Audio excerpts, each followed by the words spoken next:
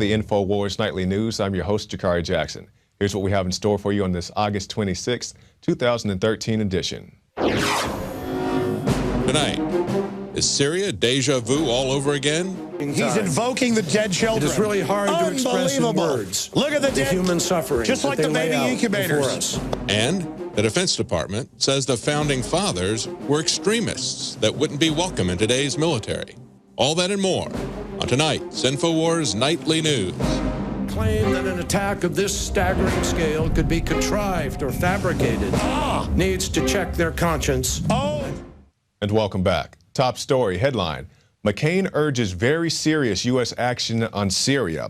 McCain, who has long argued for military aid of the Syrian opposition to tip the balance in the conflict, said he was skeptical that the UN team would be able to complete a thorough probe. Horrific. And if the United States stands by and doesn't take very serious action, not just launching some cruise missiles, then again, our credibility in the world is diminished even more, if there's any left. And I dare say it's because of guys like John McCain, who hang out with Syrian al-Qaeda rebels on their summer vacation, that we have diminished credibility to begin with.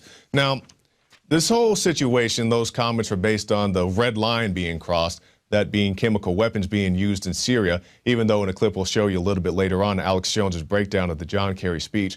John Kerry admits in his speech that the UN does not have any idea who actually let off the chemical weapons in Syria, but we still need to investigate anyway. We still need to send our troops in, get the boots on the ground anyway, even though the UN who sent people in don't know who actually let these things off.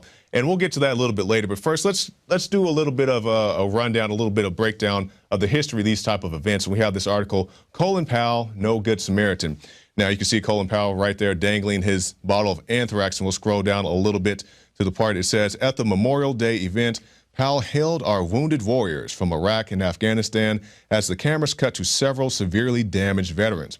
Now, this is very similar to what happened today with the John Kerry speech, because right before John Kerry, right before John Kerry came on, they had a Medal of Honor ceremony, I'm sure very much well-deserved for the soldier, but they had a Medal of Honor ceremony, just like with this Colin Powell issue. They had, cameras showing all the wounded warriors. So before we send you over here to die in this preemptive conflict, we're just going to get you hyped up and hooped up so you can go over there and die happy and, not make any big fuss about it. And that's the situation that's going on in here. And you'll see a whole big breakdown of this and many other things, the Alex Jones breakdown of the John Kerry speech coming up a little bit later.